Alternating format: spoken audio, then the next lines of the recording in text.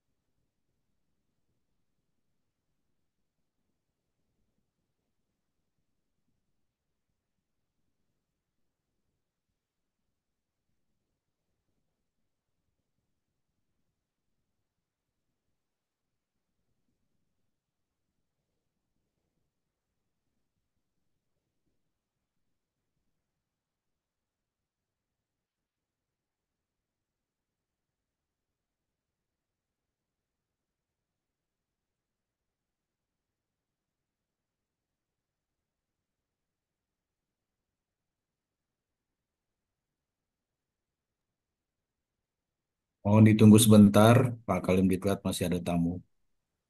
Siap, Jenderal. Kami menunggu. Warahmatullahi Semua. wabarakatuh. Warahmatullahi wabarakatuh. Waalaikumsalam. Salam, Om Waalaikumsalam Swastiastu, warahmatullahi Namo wabarakatuh. Sestu, Buddhaya. bro. Ya, baik rekan-rekan sekalian. Nih, saudara, sekolah Saspimti ini bukan sekedar sekolah supaya cepat jadi jenderal atau jabatan atau apa. Tapi saudara bisa tercerahkan dan saudara bisa mempersiapkan menjadi pemimpin. Ini yang paling berat. Bagaimana saudara punya literasi dan punya kemampuan untuk merubah mindset yang konvensional, yang kontraproduktif atau hal-hal yang penuh dengan hal-hal yang bukan dari keutamaan. Jadi saya ingin menyampaikan kepada saudara bahwa yang namanya pembelajaran di Lemdiklat Polri itu untuk mentransformasi, mengkaji, dan mengembangkan ilmu kepolisian yang berbasis juga pada moralitas dan literasi agar para peserta didik atau saudara sekalian ini mahir, terpuji, patuh hukum, dan unggul. Nah, baik. Ilmu kepolisian itu hakikatnya pada pemolisian atau policing. Pemolisian itu hakikatnya ada pada pelayanan kepada publik, baik itu pelayanan keamanan, pelayanan keselamatan, pelayanan hukum, pelayanan administrasi, pelayanan informasi, dan pelayanan kemanusiaan. Dan semua itu saudara menunjukkan anti premanisme. Premanisme baik itu yang ada di jalanan, di lapangan, di masyarakat maupun yang ada dalam birokrasi. Maka oleh sebab itu semua yang kita lakukan bisa dipertanggungjawabkan secara hukum, secara administrasi, secara moral, secara fungsional maupun secara sosial. Nah, baik. Saudara sekalian, saudara calon pemimpin maka harus menjadi orang yang inspiring, orang yang pemberani. Pemimpin itu berani, berani bertanggung jawab, berani mengambil risiko. Terutama di sekolah ini berani berpikir. Kalau saudara sekolah tidak berani berpikir, saudara bukan pemimpin. Saudara akan menjadi penyesat. Saudara bukan orang-orang yang inspiring. Apalagi kalau hanya kejar ranking, nggak mau mikir, ele-elean, itu bukan pemimpin. Taruhan sama saya, sekalipun mungkin dia pangkatnya bisa tinggi, tapi tetap hanya seperti karnaval. Pangkatnya tinggi, tapi otak dan hatinya jauh daripada menolong rakyatnya. Ya, baik. Saudara sekalian, slide silakan. Kita sekarang hidup di era digital, di era kenormalan baru, era new normal. Jadi saudara sekalian, saya ingin mengajak saudara mulai memikirkan apa itu paradigma. Paradigma itu cara pandang, cara melihat, cara memperlakukan. Kita mengatakan democratic policing, pemolisian di dalam negara yang modern dan demokrasi. Nah, saudara sekalian, era revolusi industri ini ada satu perubahan yang mendasar, yaitu hadirnya AI atau akal imitasi. Ini saya kemarin membaca salah satu tulisan, ada yang menulis akal imitasi. Betul juga ya. Jadi ini akal buatan. Mereka mengatakan bahwa robot, mesin, elektronik ini bisa lebih pandai, lebih hebat.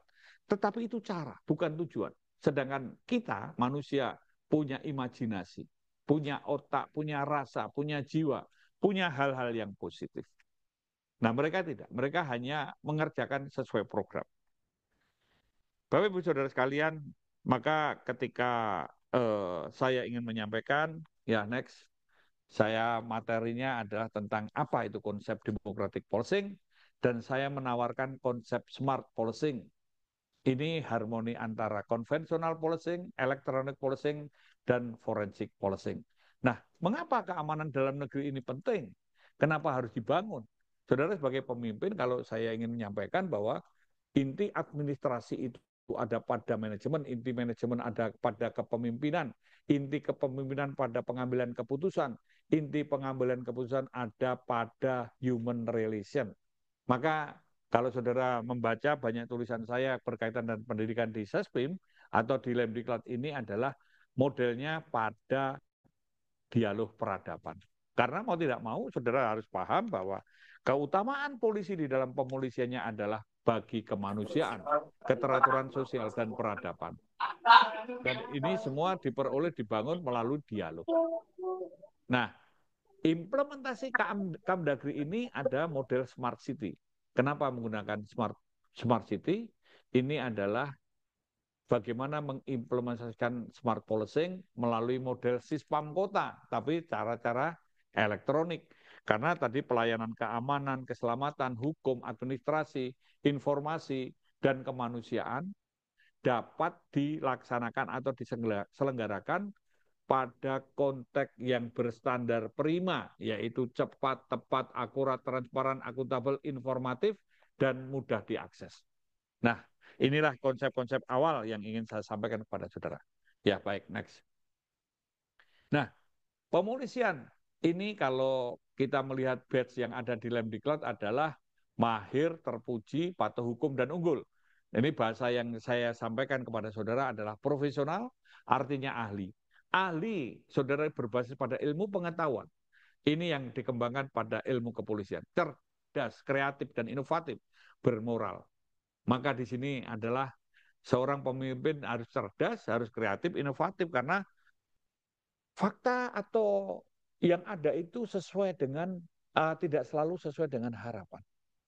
Selalu penuh keterbatasan, penuh dengan tantangan yang bervariasi. Perlu ada terobosan-terobosan kreatif atau kreatif breakthrough.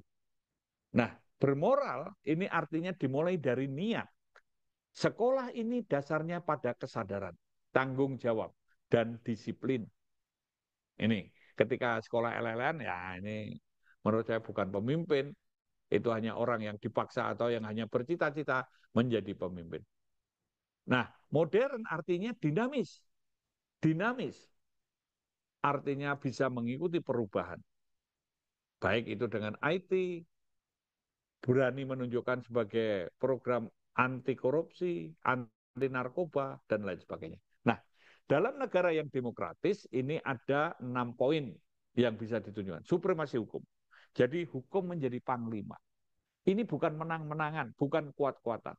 Negara ini kalau tidak berdasar hukum, maka akan diabaikan, tidak dianggap, berarti negara ini preman.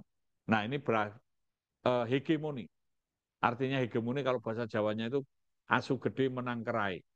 Nah, ini hanya jegok-jegok yang keras, apa yang punya backing paling besar.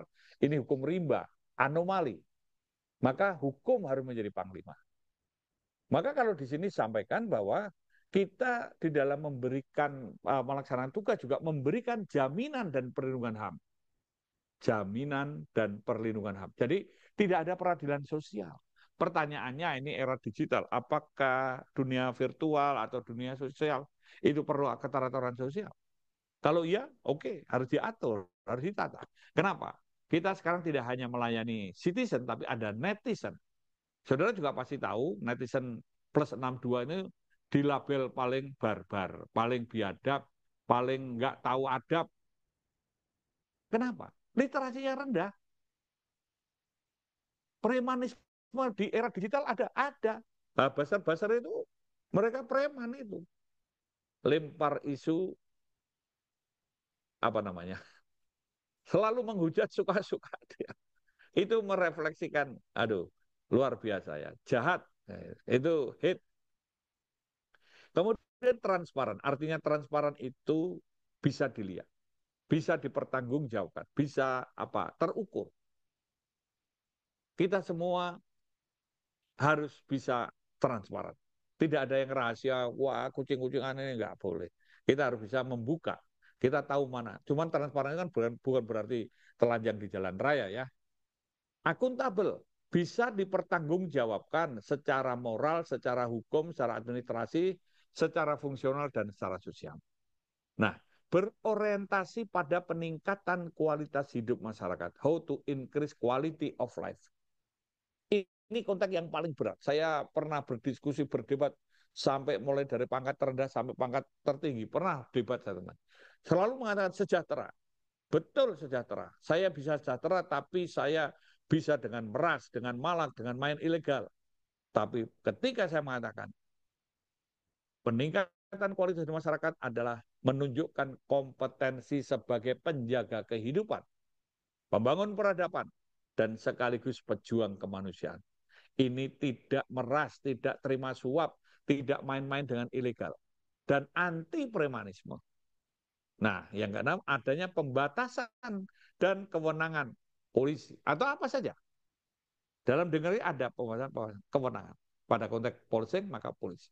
Jadi kita harus ada yang ngawasi, ada yang batasi. Kalau tidak ada, wah ini tidak boleh super body apa. Berarti itu akan menjadi otoritarian, akan menjadi otoriter.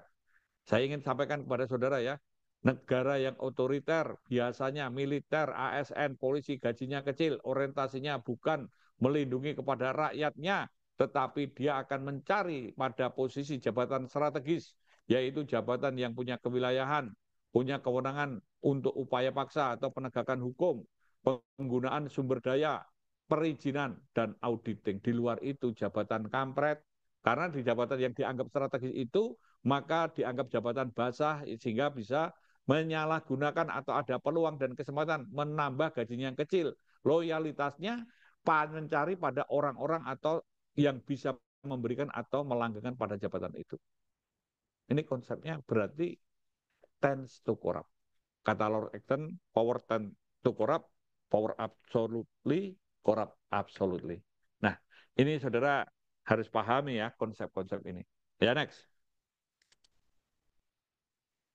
Nah, implementasi pemolisian yang demokratis dapat dilakukan melalui pendekatan soft policing.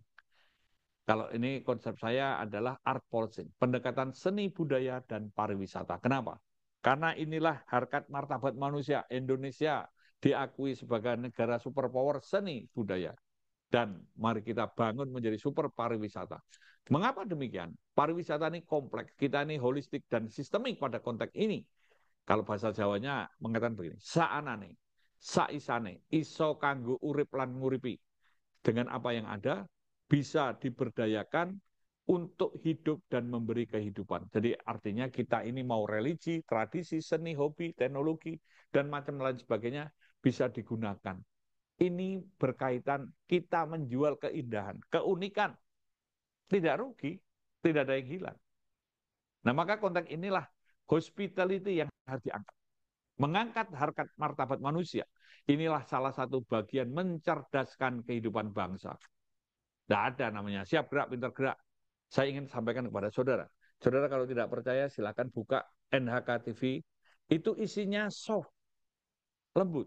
Jepang negara fasis. Bagaimana merubah menjadi demokratik. Dia menunjukkan hal-hal yang manusiawi, yang humanis. Terus seni budaya. Karena apa? Kebiasaan yang baik akan membawa pada hati nurani yang baik. Maka saudara sekalian, para peserta didik ini, saudara membiasakan yang baik. Kalau saudara ini melihat yang positif, bersih, maka saudara akan mencintai dunia.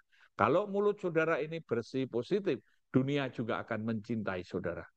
Nah, disinilah yang pada konteks maka membangun soliditas dan kerukunan, dan ini anti premanisme. Rukun agawe santoso, cerah agawe bubrah.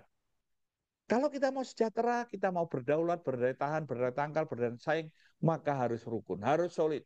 Sedangkan kita terpecah belah, kita ini bangsa majemuk yang rawan konflik, rawan separatis, dan kita negara yang bagian ring of fire, rawan bencana, kita rawan bubar. Saudara sekalian, baik Polri, TNI, kementerian lembaga ini, saudara menjaga sistem nasional. Saudara berani mendeklarasikan anti korupsi, biangnya korup. Kita ini, mohon maaf kalau saya katakan, gayanya gaya preman. Ini yang harus kita kikis habis-habisan. Karena kalau tidak, bubar negara ini. Kemudian pendekatan hard power untuk mengatasi civil disorder. Artinya ini bukan kekerasan. Hard power ini adalah ketegasan, namun tetap humanis. Tegas tapi humanis. Karena tadi katakan, tetap sesuai aturan tindak, tapi penegakan hukum yang dilakukan dengan tegas ini adalah untuk menyelesaikan konflik secara beradab. Menyelesaikan konflik secara beradab.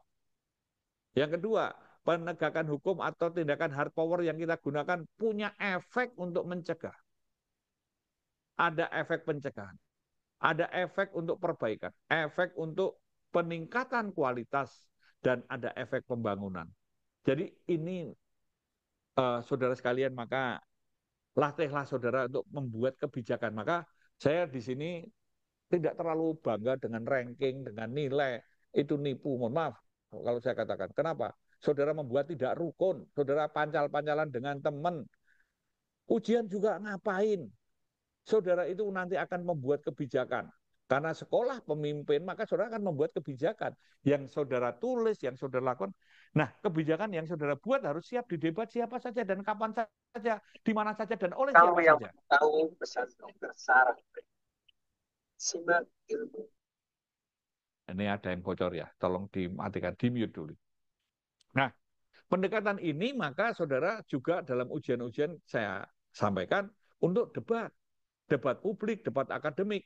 Debat itu bukan debat kusir ya, tapi bagaimana saudara bertanggung jawab.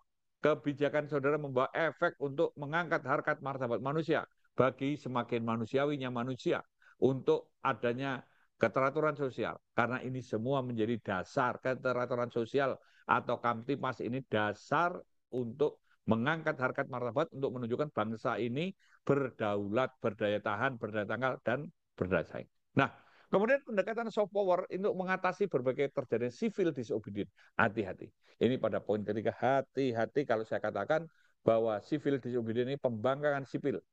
Mereka melawan tanpa kekerasan. Mereka tahu kejahatan atau hal-hal yang dilakukan aparatnya. Sehingga mereka melakukan suatu pembangkangan. Ini kalau saudara mau melihat contohnya Mahatma Gandhi. Yang dilakukan Martin Luther King Jr. Kalau orang Indonesia ada namanya Samin Suro Sentiko. Jadi saudara kalau mengatakan, wah orang Samin. Samin itu sebetulnya suatu civil disobedience. Itu Gandinya orang Jawa. Cuman Belanda pandai memutarbalikkan sehingga kita melabel orang gendeng, orang yang pekok, orang-orang yang suka ngeyel melawan dianggap orang Samin. Maka kalau saudara lihat antara Sespim ke arah Sespima ada turap Samin Suro Sentiko, sedulur sikap itu saling merangkul, rukun gitu ya. Ini ajaran-ajaran tanpa kekerasan. Hati-hati. Kalau sudah ada orang, ada kampung malas tahu, ada orang mengatakan saya bodoh tapi saya tahu, ini hati-hati. Kenapa? Itu suatu gerakan moral, gerakan sosial. Maka konteks ini adalah saudara pendekatannya dengan dialog. Mau tidak mau, tak kenal maka tak sayang. Saudara harus dikenal. Maka di sini saya ingin menyampaikan bahwa sekolah-sekolah di Sespim bukan sebatas apa, bagaimana, dan mengapa, tapi menjadi siapa. Kata Jack Ma, ingat-ingat ya. Kalau saudara belum kaya dan terkenal, maka kata-kata mutiaramu bagaikan kentut. Tapi kalau kamu terkenal dan kaya, kentutmu menginspirasi. Jadi kalau saudara bukan siapa-siapa, saudara akan ditanya, saudara ini siapa? Saudara harus membranding. Maka ada leader branding. Pemimpin itu membranding. Kemudian menggunakan smart power untuk dukungan para akademisi. Jadi saudara juga harus masuk kepada kalangan akademisi, para pakar, supaya saudara ini kenal ya dikenal baik. Mereka punya kekuatan riset. Basisnya bukan hanya intuisi, bukan hanya akal sehat, tapi berbasis pada riset. Dan mereka akan menyuarakan kok. Tidak usah saudara perintah, pasti membela. Kalau saudara waras, tapi kalau saudara gila ya, tidak bisa. Kemudian memberdayakan electronic policing. Nah ini electronic policing ini adalah model pemolisian di era digital yang semua serba online atau saling terhubung berbasis elektronik. Electronic policing itu ada 3 pilar yang harus dibangun. Yang pertama adalah pada membangun back office sebagai operation room, menjadi pusat K3I, pusat komunikasi, koordinasi, komando pengendalian, dan informasi. Dan ini juga didukung adanya aplikasi-aplikasi berbasis pada artificial intelligence untuk menganalisa. Serta ini ada network yang berbasis pada IoT, Internet of Things, dan semua yang dikerjakan menghasilkan algoritma yang berupa infografis, info statistik, info virtual yang bisa untuk memprediksi, mengantisipasi, dan memberi solusi yang bisa diakses on time, real time, dan anytime. Serta ini diawaki oleh petugas-petugas cyber. Nah, ini saudara menjadi seorang pemimpin, maka saudara harus juga mengembangkan pada sistem elektronik ini. Jadi electronic policing ini juga anti korupsi, untuk terobosan kreatif breakthrough, dan untuk memberikan pelayanan yang prima. Maka pada sentra-sentra pelayanan publik inilah yang nanti bisa ditunjukkan tingkat kecepatannya, keakurasiannya, transparansinya, akuntabilitasnya, dan lain sebagainya.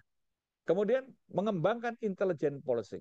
Nah, tadi saya ingin sampaikan ya, NHK itu mengajak masyarakat lembut, adab, kemanusiaan, keterangan. Ini intelijen. Intelligent policing bukan lidik pamgal menurut saya, tapi how to change the mindset. It's based of literacy.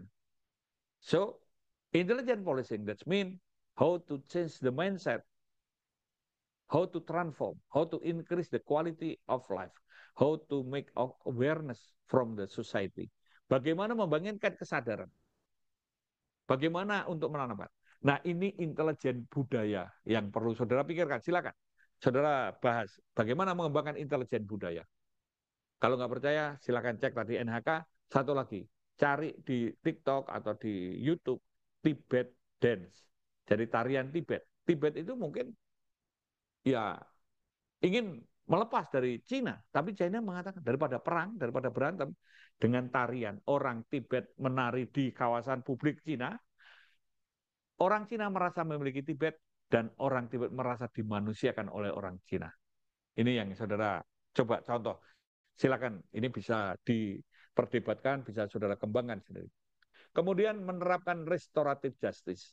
Jadi saudara ini bukan sekedar hanya penegak hukum, tapi juga penegak keadilan.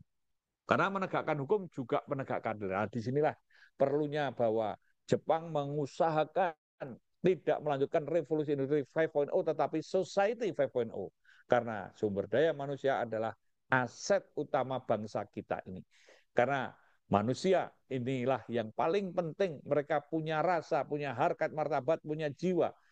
Kalau katakan melihat pada siapa namanya Albert Einstein mengatakan begini, the true sense of intelligence is not knowledge but imagination. Jadi hakikat daripada pengetahuan kecerdasan bukan pada pengetahuan tapi imajinasi. Ini yang harus kita pikirkan. Bukan menghafal. Cara belajar menghafal identik dengan cara belajarnya binatang sirkus. Restoratif justice ini juga tends to corrupt. Jadi boleh dikatakan ini ada diskresi, ada alternative dispute resolution, ada restoratif justice. Dan ini bukan di 86. Ingat, kata Immanuel Kant, perilaku atau tindakan yang pamrih penuh kepentingan itu amoral. Nah, disinilah menunjukkan bahwa restoratif justice menunjukkan tingkat kedewasaan dan kebijaksanaan. Maka saudara menjadi pemimpin adalah orang yang bajik. Jadi apa yang saudara lakukan adalah pikiran, perkataan, perbuatan adalah untuk kebaikan, perbaikan, dan juga meningkatkan kualitas hidup masyarakat. Nah, kemudian manajemen dan intelijen media untuk inspirasi, edukasi, komunikasi, dan counter isu yang kontraproduktif. Ini, saudara, maka berkali-kali tim literasi, tim apa namanya, tim akademik atau yang lain, ini saudara saya suruh membuat produk, gunakan intelijen media. Ini bisa untuk cooling system, bisa untuk mencerdaskan, bisa mengcounter isu, bisa melawan dengan kebaikan. Saya tidak mengajarkan saudara untuk menyerang dengan fitnah, tapi saya ingin mengajak saudara menerapkan Surodiro Jaya Ningrat Lebur Dening Pangastuti. Segala angkara murka itu bisa dikalahkan dengan kebaikan dan kerendahan hati. Maka saudara harus mulai baik, benar, pantas, rendah hati, dan saudara siapkan untuk melayani. Next. Nah, democratic policing dengan demikian adalah model dialog peradaban untuk membangun citra dan kepercayaan publik dalam mewujudkan dan memelihara. Membangun citra itu bukan kepura-puraan, tidak bohong. Kalau dalam buku saya, ya, saya pernah menulis itu, silakan cari sendiri. Polisi ini rakyat itu jujur orang ngapusi. Kalau saudara ingin dipercaya, jangan bohong. Saudara salah, jujur saja. Katakan, minta maaf. Ada pepatah Jawa mengatakan begini, kehilangan bondo kuwi ra kehilangan apa-apa. Kehilangan harta benda itu tidak kehilangan apa-apa. Kehilangan nyawa itu agi kehilangan separuh. Kehilangan nyawa itu baru kehilangan setengah. Kehilangan kepercayaan, kehilangan sak kabehane. Kehilangan kepercayaan, kehilangan semuanya. Maka bangunlah trust. Trust itu karena apa? Karena ada manfaat. Jadi polisi kudu ana labuhane, rano labuhane, rano gunane. Menjadi polisi harus ada manfaat. Tidak ada manfaat, tidak ada gunanya. Jadi polisi onone mung winates, jadi kawula tanpa winates. Ingat, menjadi polisi ada batas, tapi menjadi masyarakat tanpa batas. Saudara harus dekat dan dicintai, dipercaya, bahkan bisa menjadi bagian dari masyarakat yang saudara layani. Ya, next. Nah, pada konteks ini saya ingin mengenalkan saudara satu prinsip 1000 gaya. Nah, ini kalau prinsip pohon itu akar, batang, daun, bunga, buah. Mau pohon jagung, pohon kangkung, pohon mangga, pohon manggis, prinsipnya sama. Konteks pemolisiannya sama tadi yang di depan, tapi saudara bisa mengembangkan sesuai dengan corak masyarakat dan kebudayaannya. Kata Profesor Sacipto Raharjo mengatakan begini, bahwa polisi yang baik adalah polisi yang cocok dengan masyarakat yang dilayaninya. Artinya apa? Saudara ini bisa memahami, bukan minta dipahami. Model pemolisian itu berbasis wilayah. Mabes, Polda, Polres, Polsek, Pospol, Babinkamtib itu punya wilayah. Berbasis fungsi, ada fungsi utama, ada fungsi pendukung, dan fungsional. Berbasis dampak masalah ini, akar masalah bukan urusan polisi, tetapi ketika mengganggu keteraturan sosial jadi urusan polisi. Misalnya begini, masalah ideologi, orang mau radikal, mau PKI, mau apa, tapi ketika mengganggu keteraturan sosial ada hembusan kebencian, maka jadi urusan polisi.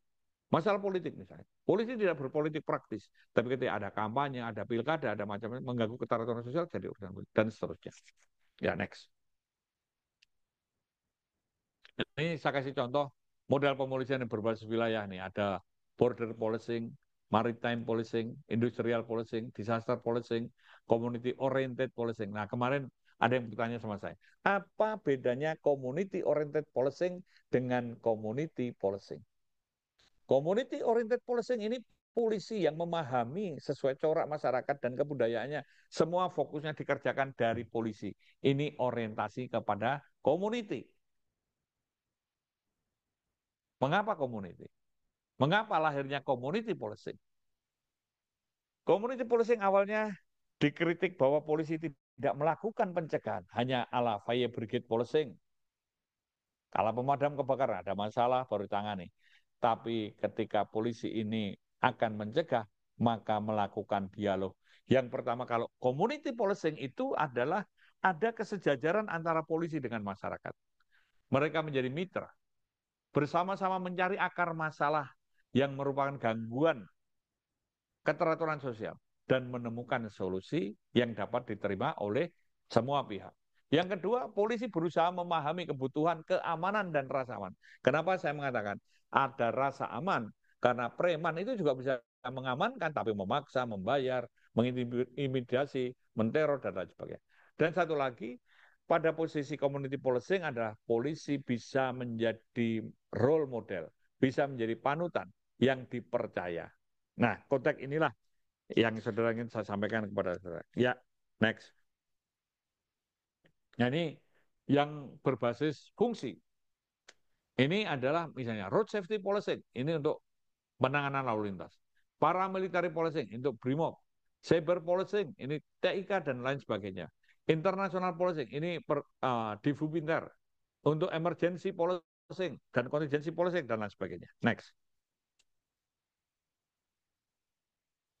Ini model pemolisian yang berbasis dampak masalah seperti democratic policing, electronic policing, forensic policing, dan lain sebagainya.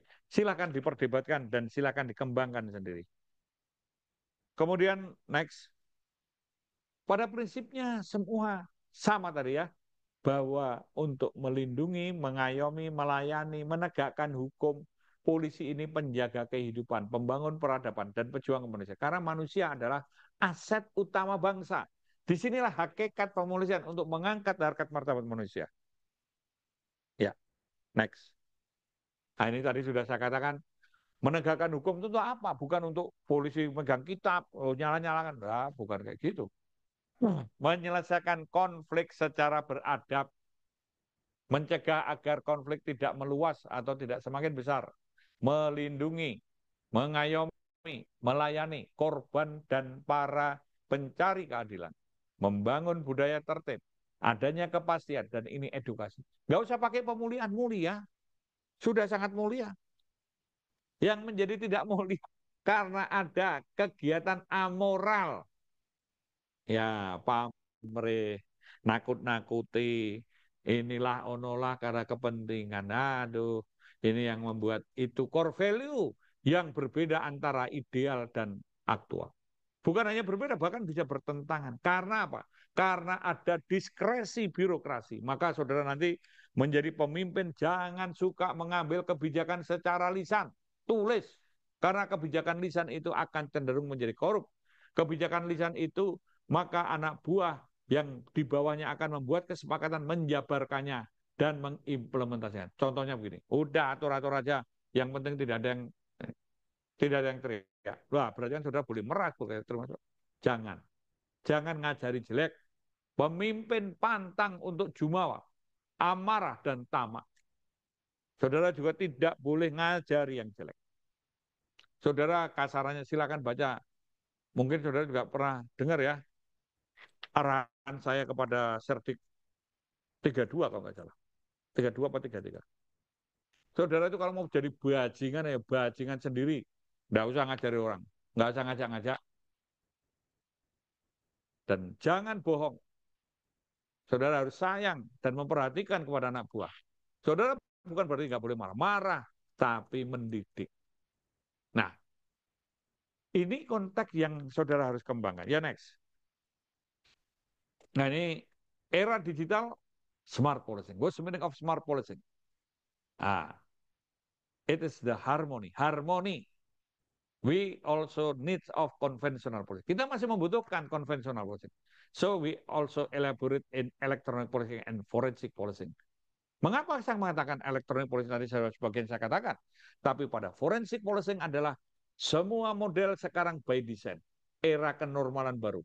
Kita tidak hanya nubika, nuklir biologi kimia, tapi bisa sosial.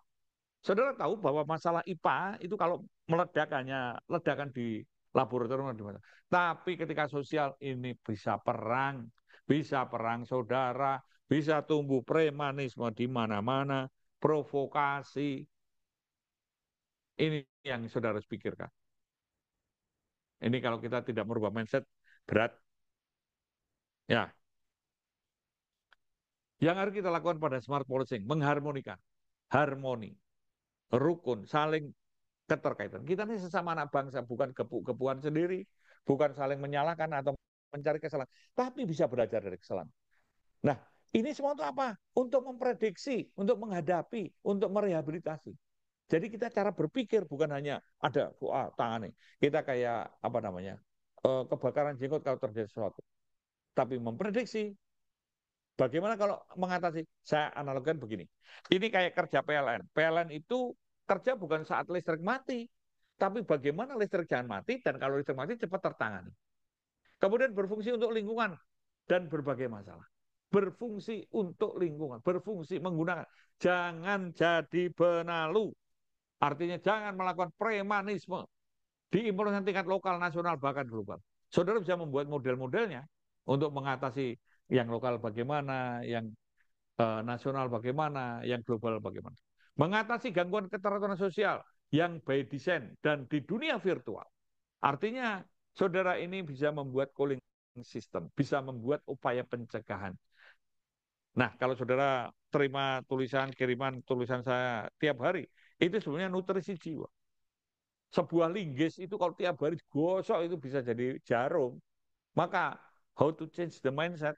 Sampai kapan? Ya sampai kita selesai hidup di dunia ini terus menerus. Jangan lelah untuk melakukan kebaikan dan perbaikan. Jangan lelah menanam.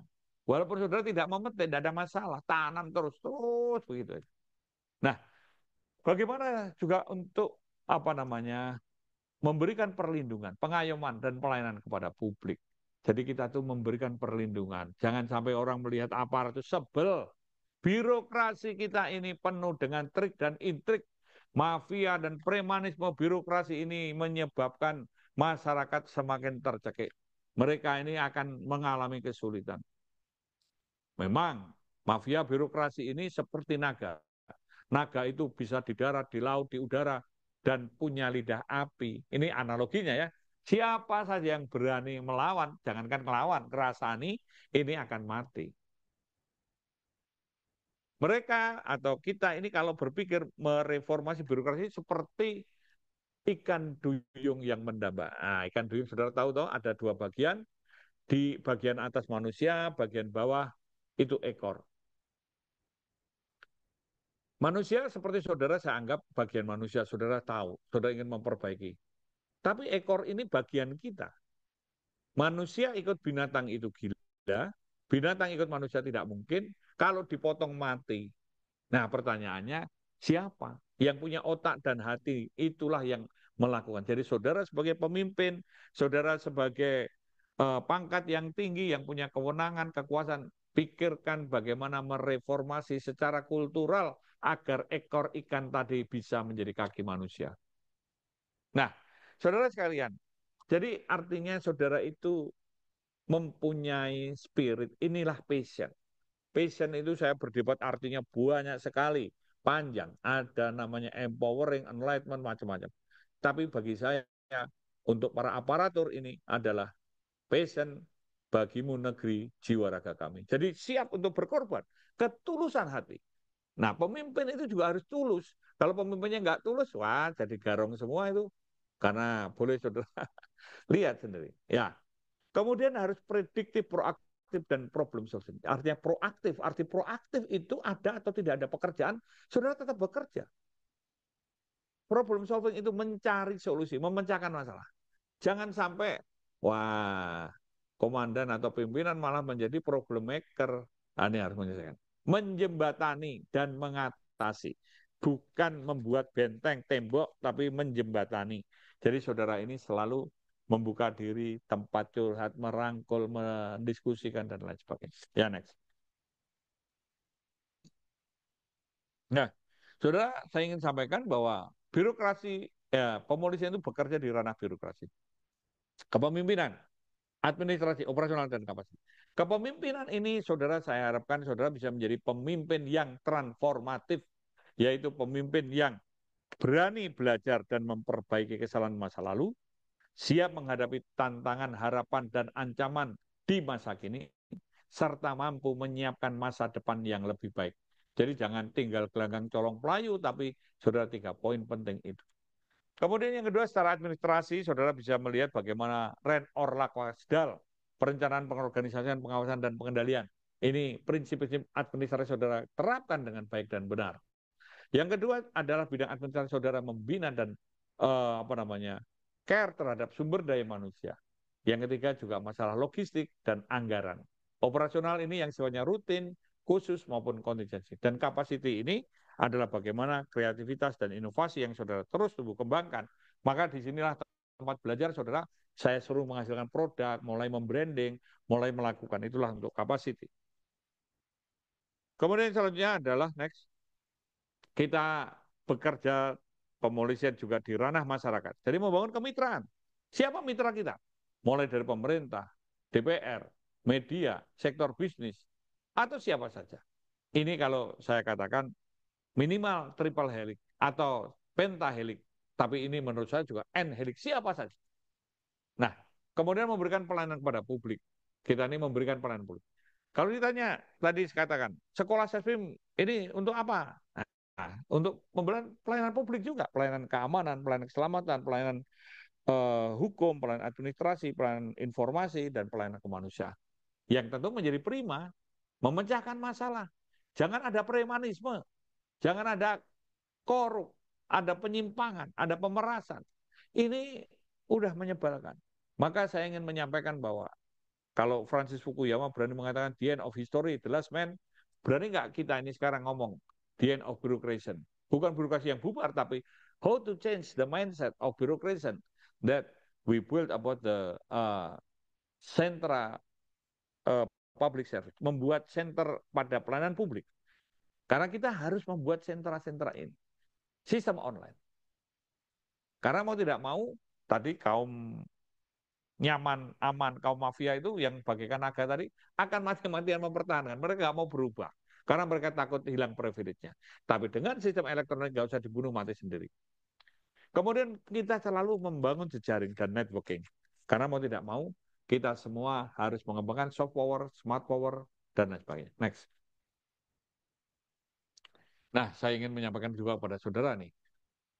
Digital leadership, apakah kita dipimpin robot? Bukan. Seorang pemimpin di era digital harus futuristik. Jadi artinya memandang ke depan, mampu memprediksi. Diharapkan mampu menjadi pemimpin bagi citizen maupun netizen, menjadi role model, inspiring, motivating, solutif, mengimplementasikan smart policy. Jadi saudara siap nggak untuk menghadapi permasalahan-permasalahan dan mengimplementasikan smart policy ini? Nah, saudara sekalian, bahwa kita ini next untuk bisa berdaulat. Negara ini harus berdaulat. Artinya mempunyai daya tahan, daya tangkal, daya saing, mendapat pengakuan dan disegani negara lain. Kenapa? Ini berarti menunjukkan supremasi hukum, menunjukkan mampu memberikan jaminan perlindungan transparan, akuntabel, meningkatkan kualitas hidup masyarakat, dan juga ada pengawasan dan pengawasan. Jadi artinya kita ini tidak gampang diombang-ambingkan. Kenapa gampang ini digerakkan intelijen mana saja atau gampang dia di rumah? Ya karena bodoh. Hanya satu kata bodoh. Itu lawan kebodohan. Maka saudara sebagai pemimpin, saya berkali-kali katakan seperti pemimpin itu kayak Sultan Agung. Sultan Agung itu mengatakan, Sultan Agung Hanyokrokusumo, Senopati Ngalago, Saidin Panatogomo, Kalifatullah. Sultan, raja, agung besar, raja yang besar. Hanyokrokusumo itu kusuma bangsa yang layak menjadi pahlawan, menjadi orang-orang yang dipercaya, orang-orang hebat lah gitu. Senopati Ngalago sebagai panglima perang yang siap menghadapi kebodohan, korupsi, macam-macam. Saidin Panatogomo menjadi pemimpin spiritual dan keagamaan. Kalifatullah, ini utusan Tuhan. Nah, jangan cuma utusan TR, apalagi utusan vendor, utusannya oligarki. Bukan pemimpin, kupret menurut saya.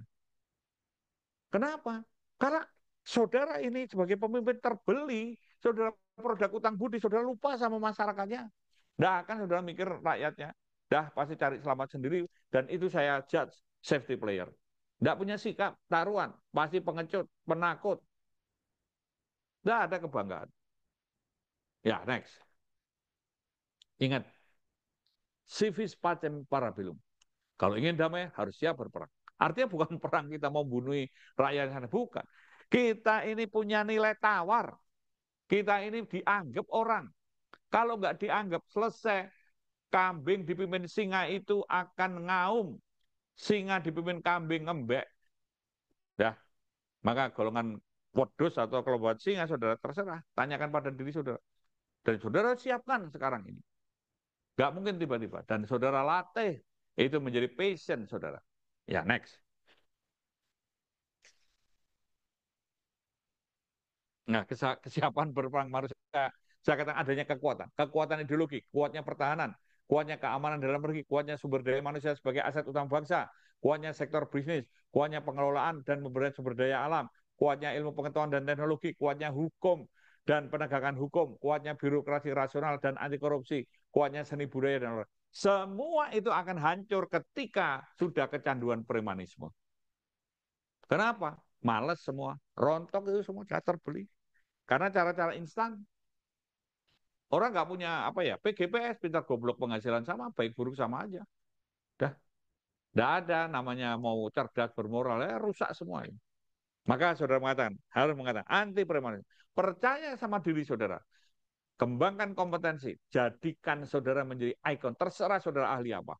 Sehingga orang melihat saudara itu, ini orangnya, Bill Gates. Ya, next. Keamanan dalam negeri di era digital. Nah, ini kita juga harus model pemolisian dibangun pada tingkat Polres, tingkat KOD. Ini kan, kesatuan operasional desa. Saudara care, walaupun saudara sudah lewat lampau, tapi saudara penguatan di sini. Karena mau tidak mau, di sinilah yang terlengkap. Saudara membangun model smart city, bisa. Saudara mengembangkan community policing, konteks smart living dan smart mobility, saudara bisa lihat dan bisa bangun di sini. Nah, ini model-model yang saya ingin tawarkan kepada saudara. Next. Nah, pertanyaannya kenapa dengan smart city? What's the meaning of smart? We not only it's clever or cerdas gitu ya, tapi it's mean functional. Berguna untuk bisa masyarakat tumbuh dan berkembang. Kualitas hidupnya meningkat dan terjaga. Terpeliharanya keteraturan sosial, adanya anti premanisme dalam pembangunan suatu peradaban. Preman lagi, berkali-kali saya renung-renungkan biang keladinya, biang keroknya premanisme. Entah itu berseragam atau tanpa berseragam. Ini memang semprol betul. Ya, next. Nah, saudara dengan membangun sistem tadi yang saya katakan, online itu bisa cepat, tepat, akurat, transparan, akuntabel, informatif, dan mudah diakses. Bangunlah ini. Bikin standarnya, itulah yang saudara nilai. Apakah saudara mampu untuk memberikan pelayanan kepada publik dengan standar ini? Ya, next. Ini tadi yang saya katakan bahwa saudara membangun itu back office, application, network IoT, sistem updating dan upgrading, petugas yang mengawaki pada back office, cybercop misalnya, cybertroop atau apalah. Dan ini semua menghasilkan algoritma yang bisa diakses on time, real time, dan anytime, dan merupakan prediksi, antisipasi, dan solusi. Ini menuju pada one stop service. Jadi tidak muter-muter tadi. Next. Nah, ini tadi pelayanan-pelayanan inilah yang harus diukur, dinilai, apakah benar, apakah sesuai gitu ya. Pelayanan keamanan dan rasa aman, pelayanan keselamatan. Karena bagaimana meningkatkan kualitas keselamatan dan menurunkan tingkat fatalitas korban kecelakaan. Saudara tahu bahwa tiap hari korban kecelakaan antara 60 sampai 90 orang meninggal setiap hari. Belum yang cacat, belum yang luka, belum kerugian materi, kerugian waktu dan pelayanan hukum. Maka hukum itu harus menjadi panglima tadi saya katakan bahwa ini simbol peradaban yang untuk menyelesaikan konflik secara beradab, untuk pencegahan, untuk perlindungan, pengayoman, pelayanan kepada korban dan pencari keadilan, untuk ada kepastian, untuk edukasi, dan membangun budaya tertib. Pelayanan administrasi yang semua dilayani bisa secara online. Pelayanan informasi juga demikian.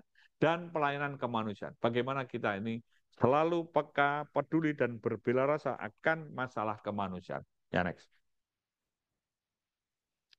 Nah, ini contoh-contoh yang bisa saudara ambil nanti, silakan. Next.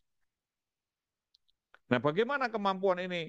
Kompetensi sumber daya manusia. Bagaimana tingkat penggunaan aplikasi yang ada, tingkat kepuasan masyarakat.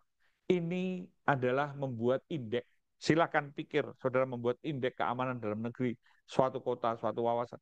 Justru angkatan ini, kalau mau karya angkatan, karya-karya yang saudara tulis, menunjukkan indeks keamanan dalam negeri. Wah, ini keren. Karena apa? Kalau kita nggak ada indeksnya, mau lihat apa? Orang mau investasi, mau apa? Ya, wah, nggak ada standarnya, Pak. Kita lihat, mohon maaf nih, kalau kita mau ke toilet aja ada tulisannya American Standard. Kita untuk meningkatkan kualitas di masyarakat nggak pakai standar. Kan gendeng itu. Next. Nah, ini tentu semua kita itu memihak kepada rakyat, kepada masyarakat. Bukan sekedar memperkaya diri. Jangan mengajari dengan sistem-sistem yang korup. Dah kualat. Nih, saudara kalau dah saya kasih tahu masih seperti itu, atau malah nanti ketika saudara berkuasa, saudara jahat, saudara kualat. Nah, kalau nggak percaya silakan buktikan sendiri. Next. Ini tadi, ini bahasa Jawanya cuma asri lan ngangeni. Oh, asri dan ngangeni. Next. Nah, smart city kalau apa namanya? Menurut Frost dan Sullivan itu mana? Smart government, smart technology, smart infrastructure, smart healthcare, smart mobility, smart building, smart energy, smart city. Ini mencerdaskan kehidupan bangsa. Ini amanat amanat konstitusi kita yang harus kita implementasikan. Premanisme itu pembodohan. Nah, kembali berulang-ulang. Premanisme itu adalah pembodohan, pengkhianatan terhadap konstitusi kita. Next.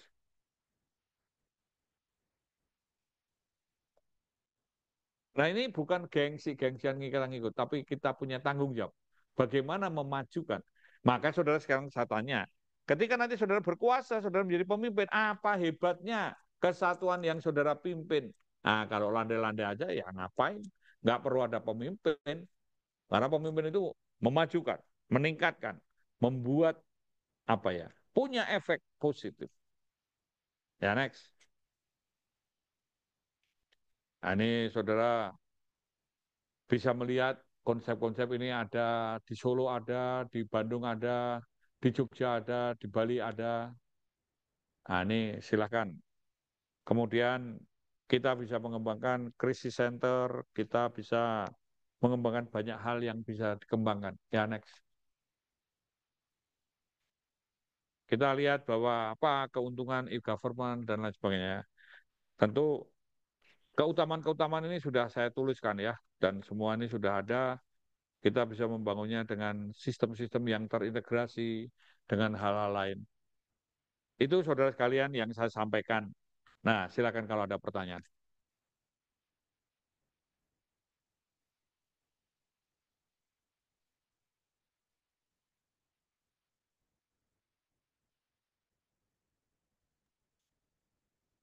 Mohon izin, Prof. Ya, silakan. Siap. Terima kasih, Prof. Mohon izin dengan Serdik Budiarmanto. Kita melihat sekarang dengan paradigma yang tadi Prof sampaikan, termasuk dengan bagaimana community polisi yang sudah dilakukan oleh Polri, mulai melalui program Polmas. Tetapi saat sekarang, Prof, kerja kepolisian itu tidak hanya terhadap terhadap citizen, tetapi juga netizen. Artinya peradilan tidak hanya di meja pengadilan, tetapi juga di peradilan masyarakat. Apa yang dikerjakan itu belum tentu bisa memuaskan hati keinginan masyarakat, walaupun yang dikerjakan sudah benar. Walaupun kita tahu pekerjaan kita bukan semata-mata untuk memuaskan masyarakat. Mungkin strategi apa, Prof, dari tingkat kesatuan kami nanti setelah lulus dari lembaga pendidikan ini, selain melihat dari karakteristik situasi kondisi saat sekarang, mulai dari perekonomian, politik global, nah ini strategi apa yang lebih tepat yang dapat kami lakukan dan terapkan nanti di kewilayahan. Terima kasih, Prof. Ya, terima kasih, Saudara Budi Hermanto ya.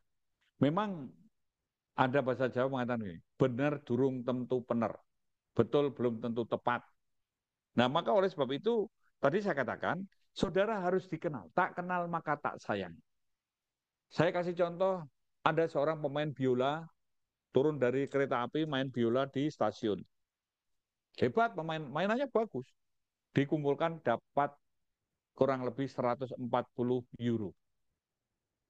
Malam harinya orang ini main di gedung opera, gedung konser. Semua tiket sold out semua. Harga tiket paling murah 140 euro. Tahu nggak? Orang ini ternyata Niccolo Paganini. Orang di stasiun tidak kenal siapa Niccolo Paganini. Orang di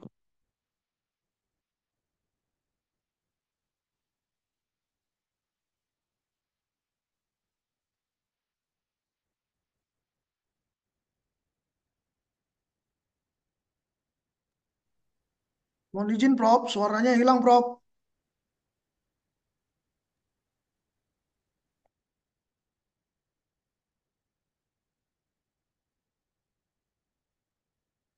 Suaranya hilang.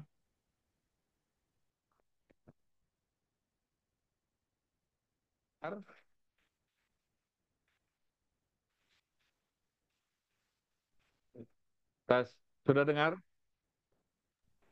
Sudah, Prof. Sudah, Prof. Sudah, Sudah, Prof. Prof. Ya, Sudah, Prof. saya ulangi lagi ya. Saudara ini menjadi pemimpin. Pemimpin itu harus dikenal. Dikenal karena kebaikannya, kecerdasannya, ketulusan hatinya. Karena sehingga saudara dipercaya. Maka dialog peradaban ini saudara lakukan. Pemimpin-pemimpin rata-rata malas untuk dialog. Inti administrasi pada manajemen, inti manajemen kepemimpinan, inti kepemimpinan ada pada pengambilan keputusan, inti pengambilan keputusan ada pada human relation. Lakukan dialog, turun ke bawah. Sehingga saudara dikenal. Maka kalau saudara dikenal, bangunlah soft power dan smart power. Yang kedua, setiap hari saudara mengeluarkan tausiah, kebaikan-kebaikan. Nggak dengar lagi. Prof, Dengar, Prof. dengar, Prof, dengar. Dengar, Dengar. dengar. Dengar, Prof. Dengar, Prof. Nah, Dengar, saudara Jenderal. harus melakukan, membuat produk-produk. Dan tunjukkan bahwa mereka itu nanti mereka akan tahu. Mau tidak mau kenapa? Kejahatan di era digital itu basar-basar itu nyerang. Nih ya, saya kasih contoh. Mereka tidak memfitnah, tapi ada fakta, ada interpretasi, ada provokasi, di-share ke media sosial, kemudian ditangkap basarnya. Jelek, jelek, jelek, jelek, jelek. Semua terpengaruh. Maka oleh sebab itu saudara membuat counter isu. Tadi kalau saya katakan, Surodiro Jaya Ningrat lebur dening pangasuti. Tidak perlu membantah, tapi tunjukkan kebaikan. Saudara harus pamer kebaikan. Hal-hal yang positif dengan tulus. Tidak perlu dibuat-buat. Yang tulus hati aja, yang biasa-biasa saja. Nah, maka pada konteks ini, maka saudara juga harus membangun kemitraan dengan para pakar, dengan media, dengan siapa saja, sehingga dialog ini, kalau boleh katakan begini, becek ke titik, olo ketoro. Siapa yang baik akan kelihatan. Masyarakat akan menilai. Perubahan-perubahan mindset ini harus dilakukan. Maka itulah namanya by design. Ini era post-truth. Era post-truth itu karena apa? Ya nggak dikenal, tidak menginspirasi. Kemudian kita ini juga banyak hal melakukan begitu. Memberikan pelayanan tidak tulus. Polisi Jepang itu melakukan apa namanya? Melakukan upaya peningkatan kualitas itu dengan membuat ketulusan. Bekerja dengan tulus, bereaksi dengan cepat. Saya kasih contoh. Polisi Indonesia waktu ke Jepang melihat polisi Jepang melayani baik begini, dipuji-puji. Polisi Jepang bingung. Saya biasa aja, saya nggak baik, saya nggak hebat. Ini pekerjaan saya. Suatu ketika polisi Jepang ke Indonesia, lihat orang Indonesia itu, polisi Indonesia merah, terima suap, macam-macam. Polisi Jepang komplain, kamu kok jahat, kamu kok kejam, kamu kok korup. Polisi Indonesia malah bingung. Oh, saya nggak jahat, saya nggak korup. Saya biasa juga, ini kerjaan saya. Artinya apa? Mindset ini tidak pernah dibangun, tidak pernah branding. Maka saudara harus membuat pelajaran leader branding ini sangat penting. Nah, sehingga saudara ketika memberi omongan, memberi orang percaya. Kalau tidak dipercaya, kita ini kucing-kucingan, penuh kepentingan. Aduh, sulit. Makanya bikin mudah. Jadilah role model. Saya kira itu yang setidaknya kita dialog. Dikenal, kita membuat pemikiran, mengajak mereka memberi ruang, jangan menghindar, jangan bohong, jangan melakukan diskriminatif, jangan bermain-main dengan orang-orang ilegal. Dah itu aja. Nanti kalau sering main sana, di foto sana, wah, Bapak ini kampret, ternyata nah, bagian oligarki juga, ini pasti jadi babunya vendor lah begini. Sudah banyak sekali. Kira-kira begitu ya, Saudara Budi. Izin, Prof. Ya, silakan. Mohon izin, Prof. Serdik Yade Setiawanudin izin bertanya, Prof. Tadi Ya. terkait yang Prof sampaikan, satu prinsip 1000 gaya. Polisi yang baik adalah polisi yang cocok dengan masyarakat yang dilayaninya. Menurut kami ini agak seperti pedang bermata dua, Prof. Karena dalam ilmu kepolisian kita pernah diajarkan bahwa the police are the babies of the society. Artinya polisi itu adalah bayi masyarakat. Bagaimana masyarakatnya ya seperti itu polisinya. Di tengah masyarakat yang minim literasi, jolim, bodoh, jangan berharap polisi yang pintar. Nah, terkait dengan yang Prof sampaikan tadi, bagaimana kita mengharmonisasikan dua perasa tersebut? Terima kasih, Prof. Iya, baik, Saudara Yade ya. Kalau ditanya telur dulu apa ayam dulu? Nah, tentu jadi perdebatan panjang. Tapi pertanyaannya begini, yang dilatih, yang diberi kewenangan, yang diberi kekuasaan, yang diberi macam-macam ada polisinya. Maka saya juga kadang-kadang berpikir begini, saya pernah tanya sama Profesor Hikmahanto Juwono, Prof, adakah suatu negara yang secara eksplisit dalam konstitusinya menyatakan untuk mencerdaskan kehidupan bangsa? Profesor Hikmahanto ngomong, wah kayaknya kok nggak ada ya Pak Kris. Berarti para founding fathers kita ini sadar bahwa kita mengatakan bahwa masyarakat kita seperti ini. Maka yang mulai dilakukan adalah how to increase quality of life. Polisinya dulu. Maka ada community oriented policing. Kalau kita mengatakan, misalnya kita diskusi di jangan berharap punya polisi yang sehat kalau masyarakatnya sakit. Ya memang polisi itu shadow atau bayangan daripada masyarakat. Police is a shadow of society. Tetapi kalau kita mengatakan seperti itu pasti dihujat, pasti disalah-salahkan. Maka oleh sebab itu bagaimana memahami, bukan minta dipahami. Bagaimana polisi membawa efek kebaikan dan perbaikan. Ini efek yang dilakukan. Dengan apa? Dengan melayani, dengan ketulusan. Udahlah orang mau menghujat, kita abaikan, kita nggak usah. Yang penting kita bekerja dengan tulus hati, dengan baik hati, rutin. Karena ini harus konsisten dan ada berkesinambungan.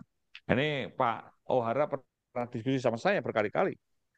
Kenapa di level menengah ke bawah bisa kok menengah ke atas susah? Karena semakin atas kita terlalu banyak semakin kepentingan. Contoh saja, kita harusnya semakin atas kan semakin akrab, rukun. Orangnya ya itu aja kok. Tapi faktanya bisa bertentangan arah. Kenapa? Ya kepentingan.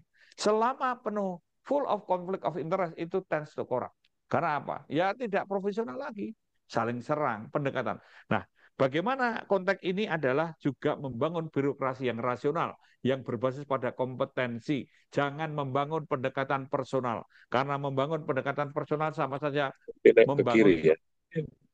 maka Ya, kalau membangun klik, disitulah kamu akan kanan menumbuh itu ke kembang arah generasi apa namanya tenaga muda tadi. kiri. Ya. Ini yang harus saudara juga pikirkan, membangun model polisi, birokrasi yang rasional. Nah, maka oleh sebab itu tadi saya katakan, jadilah siapa. Supaya saudara melakukan apa saja. Tidak mungkin sehari dua hari, ini puluhan tahun yang harus dilakukan. Ini satu generasi. Jepang berubah karena ada restorasi Meiji. Kita pada reformasi hanya instrumental, struktural, tapi kultural. Nah, nilai-nilai ini harus dilakukan keutamaan. Jangan lupakan keutamaan. Polisi itu pada kemanusiaan, keteraturan sosial, peradaban. Kita menjaga kehidupan, membangun peradaban, dan juga berjuang untuk kemanusiaan. Itu aja terus-menerus sampaikan. Nah, inilah yang harus dilakukan. Supaya mereka ini nanti akan membawa pengaruh. Jangan sampai ada orang mengatakan, aduh, polisi tidur aja bikin masalah, apalagi yang bangun. Nah, ini tambah kita dihujat ya toh. Kita ini sudah skeptis, orang lihat polisi takut. Aduh Pak, saya berkali-kali ngomong, untung saya itu pakaian preman waktu ngomong, Pak saya lihat polisi itu gatel semua. Dia nggak tahu kalau saya polisi. Tapi ya oke lah, saya memahami mereka. Jangan membuat luka batin. Luka batin ini akan terus-menerus, maka perbaiki. Sebetulnya polisi yang baik sangat banyak. Saya punya harapan. Kayak penjahat, yang jahat itu satu dua, tapi dominan.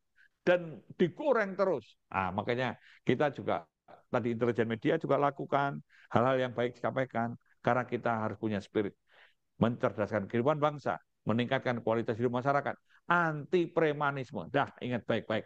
Kalau kita masih gaya-gaya preman, gaya-gaya doro, itulah yang saya katakan. Kekerasan dalam pendidikan akan menghasilkan kejahatan dan penjahat.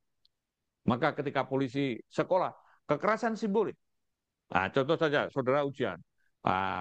WI-nya belum baca, sudah tanya, ini saudara baca nulis apa nih? Mana kondisi yang diharapkan? Dibuka, ada Pak bab 5. Loh, mana? Nggak ada.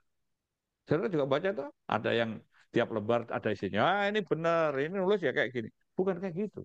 Itulah, tidak boleh. Sekolah itu nomor satu kebanggaan, kejujuran. Saudara boleh salah, tapi ketika bohong, menjadi pemimpin juga begitu. Saudara boleh salah, manusiawi. Tapi kalau bohong, ruwet. Kira-kira gitu ya, saudara Ade. Ya, silakan. Prof. Ya. Budi Asrul. Ya. Budi Asrul Kurniawan, Prof. Izin bertanya. Ya, silakan. Terima kasih, Prof. Saya sangat menarik secara pribadi mendengar penjelasan Prof. siang ini, terutama kemampuan filosofis Prof yang saya rasa di atas manusia rata-rata. Biasa ini saya bukan ngalor Pak, tapi saya mencoba merangkum dari atas di community policing, digitali. Terus tadi di awal 5 menit pertama Bapak pernah menyatakan pimpinan itu baru kelihatan oke kalau kelihatan ada karyanya, ada nyatanya. Tadi Prof menyatakan ngapain kamu jadi pemimpin kalau nggak ada nyatanya. Lalu ketiga Bapak tadi menyatakan, Prof tadi menyatakan berkali-kali anti premanisme. Nah, saya mencoba garis lurus ini dengan saya agak happy-nya kenapa, Prof? Karena di kelas di beberapa kelas kecil dan sedang saya sudah menyatakan bahwa saya punya kampanye pribadi tentang ini agak turun dikit ke ranah teknis, Prof ya, yaitu Pak Ogah. Pak Ogah itu, Pak, saya punya hashtag dan ini adalah campaign, my personal campaign sebenarnya, kampanye pribadi untuk Indonesia bebas Pak Ogah. Sampai hari ini saya tidak pernah melihat adanya willing dari pimpinan untuk memberantas Pak Ogah itu, Pak. Pak Ogah itu adalah cerminan atau cerminan dari negara. Saya sudah pernah ke Kamboja, saya sudah pernah ke Laos, nggak ada tuh Pak Ogah di sana. Dan kalau menurut riset kecil-kecilan yang saya lakukan, Prof, itu kalau nggak salah sejak reformasi ke atas 98-2000 itu baru ada Pak Ogah. Ironisnya Kakor Lantas dulu Pak, kalau nggak salah Pak, yang orang Padang tuh Pak, mohon maaf Pak, saya lupa 87 Pak, itu ada Supoltas. Supoltasnya. Saya pernah jadi Kabakop Tangerang Kota Pak, kalau nggak salah zaman Bapak dulu Pak Prof di Lantas di Polda Metro, itu saya mengadakan riset sendiri Pak tentang ini, tentang apa namanya, mohon maaf agak panjang dikit penjelasan saya sebelum pertanyaan, tentang Pak Ogah yang ternyata di satu putaran jalan besar saja ya itu bisa menghasilkan per day itu 1,2 juta untuk 1 jam saja. Di depan Senayan itu 6 juta Pak, 6 juta, dan ini tidak ada menyentuh pimpinan sama sekali. Saya sudah hampir hopeless sejak tahun 2015 ini apa namanya, mengkampanyekan ini mulai medsos saya, baik yang anonim maupun yang asli. Saya bahkan merekrut teman-teman saya yang berfollower 200 ribuan lebih. Nah, pertanyaan saya adalah satu, apa sih apa namanya penjelasan filosofis dari Pak Ogah ini Pak, ada di Indonesia ini fenomena apa sih, termasuk Pak Ogah parkir-parkiran yang ada di Indomaret yang meresahkan loh itu Pak, sangat meresahkan itu. Yang kedua, kenapa ini tidak mendapat sambutan yang apa untuk diberangus lah gitu bahasanya oleh pimpinan Pak. Bahkan mohon maaf, saat Bapak jadi di Lantas, ingat saya waktu itu Bapak juga mohon maaf tidak tersentuh dalam tanda kutip tentang Pak Ogah ini. Dan sekarang makin menjamur Pak, makin banyak. Pak Ogah nggak ada jalan lancar, sebenarnya itu sih intinya Pak. Dan ini merangkum dari yang atas tadi Pak, dari community policing-nya, dari anti premanisme yang Bapak bilang, dari sebenarnya kalau misalnya pimpinan Polri bilang atau Kapolda aja deh, Jakarta bebas, Pak Ogah bebas itu Pak. Sesimpel like that Pak, menurut saya sih. Terima kasih Pak, mohon maaf kalau saya agak keluar-keluar dikit. Ya, Saudara Budi Yasrul, pertanyaannya, menjaga, mengatur, atau gerakan Pak Ogah itu sebetulnya bagian dari penegakan hukum. Karena dia meminta sebagian atau seluruh dari hak atau para pengguna jalan. Nah, pertanyaannya kan begini, siapa penegak hukum di tempat umum dalam negara yang modern dan demokratis? Polisi. PPNS saja tidak boleh. PPNS itu boleh menegakkan di tempat khusus dengan alat khusus. Kalau tempat umum didampingi polisi. Nah, pertanyaannya, kenapa Pak Ogah ada? Itu kita ingat teori yang ya simpel lah, yang boleh dikatakan konvensional tapi masih relevan sekarang. N dan K crime, N dan K penyimpangan. Niat dan kesempatan. Nah, kesempatannya terlalu banyak. Yang kedua, pembiaran. Kita tuh, mohon maaf, semua itu pembiaran. Karena sistemnya nggak mungkin dari atas, harus yang bawah-bawah care, gitu ya. Maka perlu political will. Saudara benar juga, political will. Political will tidak merasakan. Pak Ogah, saya setuju pendapat saudara tadi, ini refleksi premanisme. Refleksi premanisme.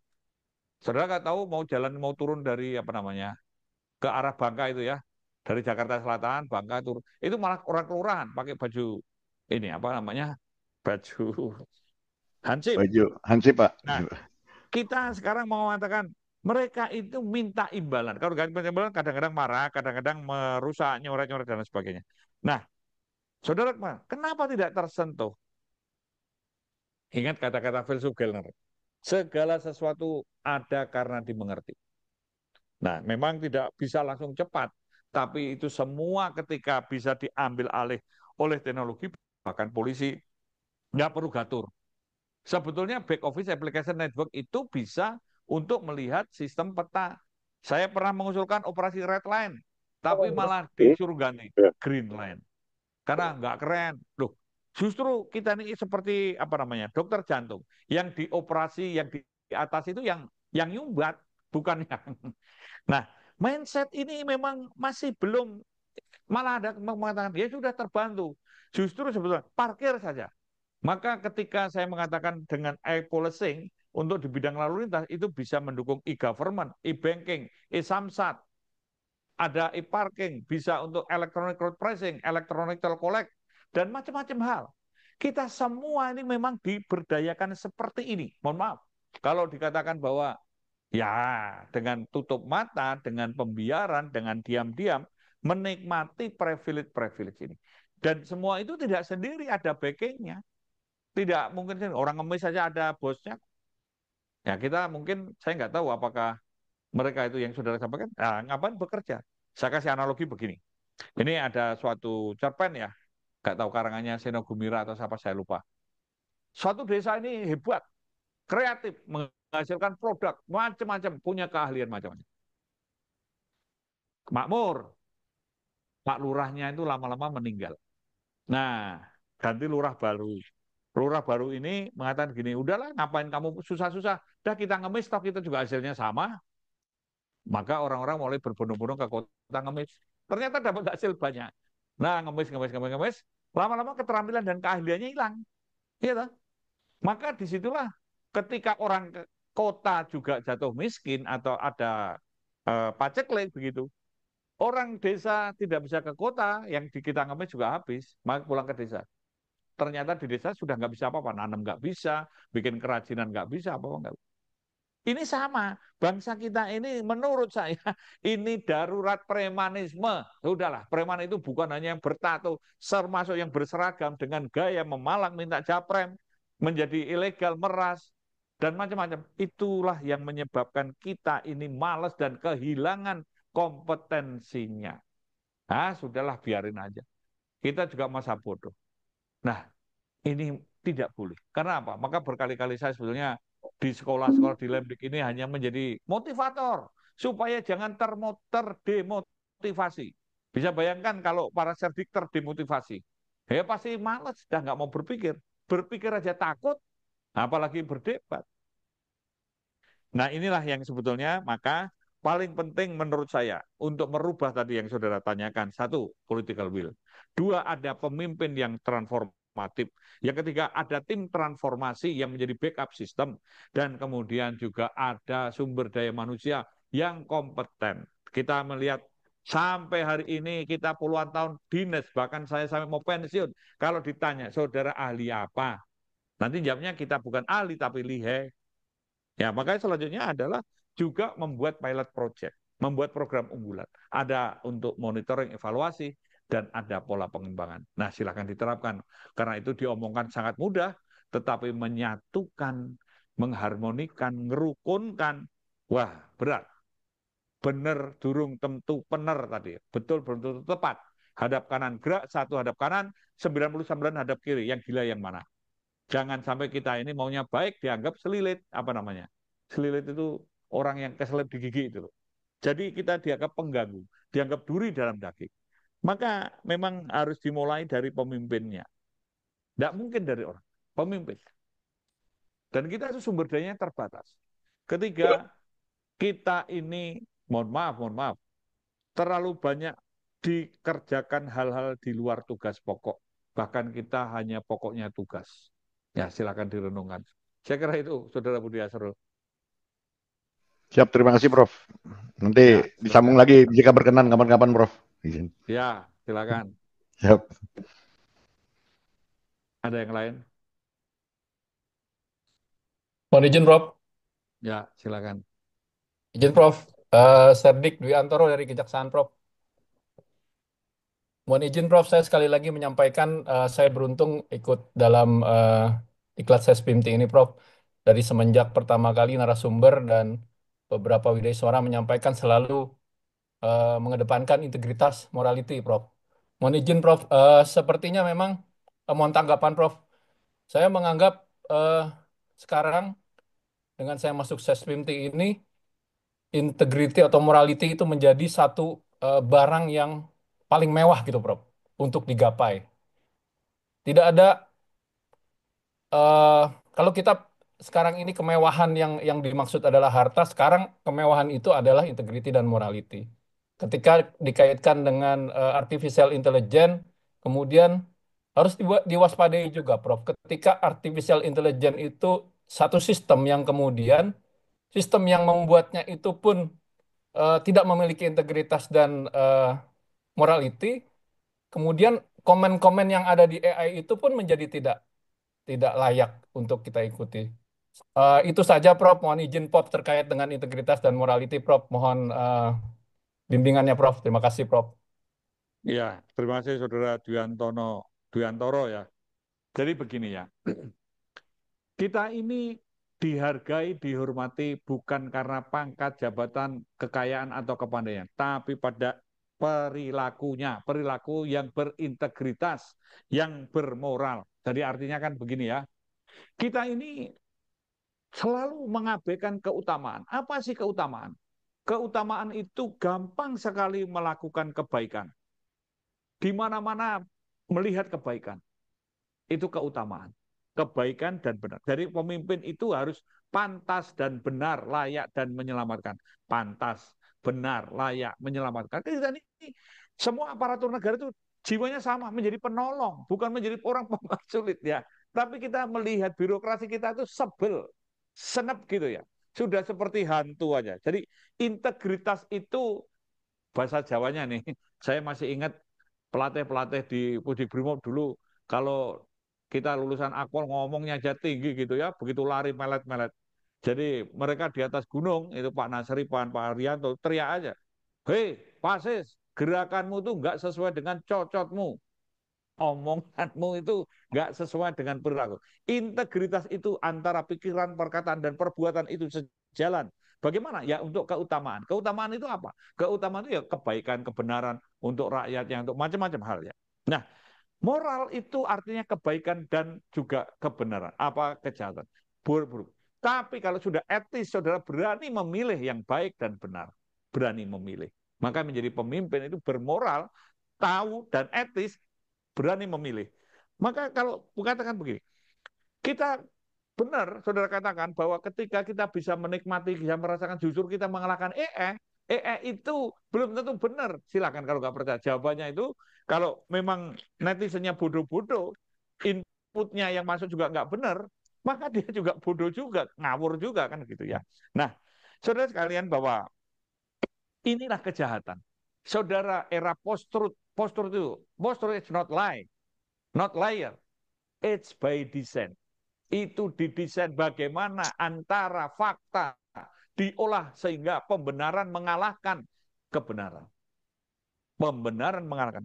Nah, oleh sebab itu, maka boleh dikatakan kita semua ini tidak hanya yang tangible, tapi juga yang intangible. Tidak hanya yang benda, tapi yang tak benda. Maka saya berkali-kali mengatakan bahwa sekolah SESPIM ini berbasis pada moral, kejujuran, kebenaran, dan agama. Yang kedua, pengendalian diri. Orang-orang yang mengendalikan diri artinya kesadaran, tanggung jawab, dan juga disiplin. Ketiga, bahwa kita ini sekolah adalah untuk keutamaannya, yaitu kemanusiaan, keteraturan sosial, dan peradaban. Keempat adalah kita harus profesional, cerdas, bermoral, dan modern. Dan kelima, menjadi ikon keindonesiaan, ikon kebinekaan, ikon toleransi, ikon anti korupsi, ikon anti narkoba. Nah, konteks inilah artinya yang menjadi integritas kita, menjadi pikiran, perkataan yang kita tulis, yang kita perdebatkan, kita kembangkan, ini untuk itu. Karena kita bukan mau kepura-puraan kok. Karena keberhasilan kita itu bukan apa, ada manfaat. Pangkat, jabatan, kekayaan itu bonus menurut saya. Tapi itu yang harus dilakukan. Maka saudara kalau nggak percaya ya, orang-orang hebat, orang-orang bersatu karena punya komitmen, punya integritas, punya moralitas, dan konsisten. Nah, ini yang kita yang paling berat, jangan instan. Karena kalau instan itu sebetulnya satu kejahatan.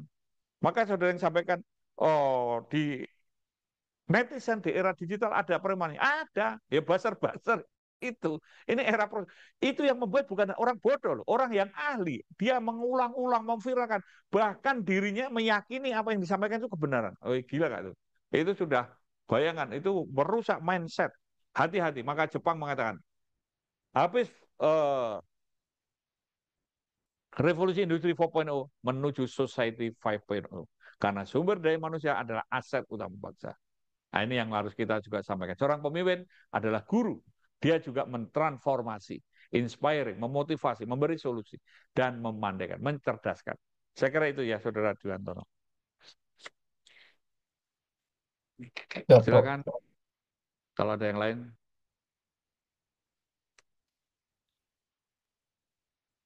Ini soalnya puasa-puasa, siang-siang, gitu.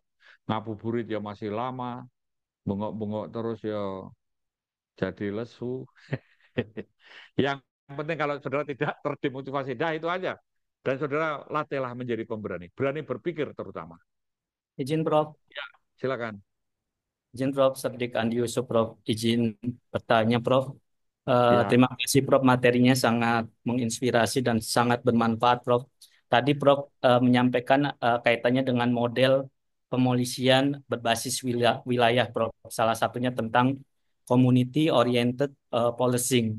Nah, dikaitkan dengan era digitalisasi saat ini Prof, kan tidak ada di mana wilayah di ruang digital atau ruang siber itu tidak ada batasnya Prof. Nah, dalam konteks community oriented policing itu kan tadi Prof menjelaskan kaitannya dengan bagaimana antara polisi dengan warga dengan community ini memiliki kesamaan persepsi, saling mengenal dari hati ke hati karena orientasinya pada masyarakat yang dilayani gitu.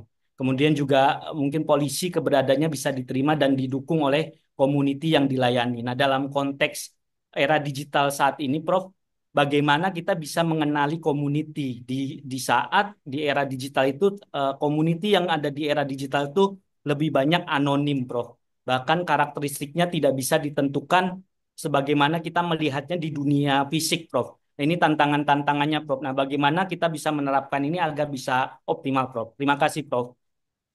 ya, baik, Saudara Andi. Saya ada pertanyaan begini.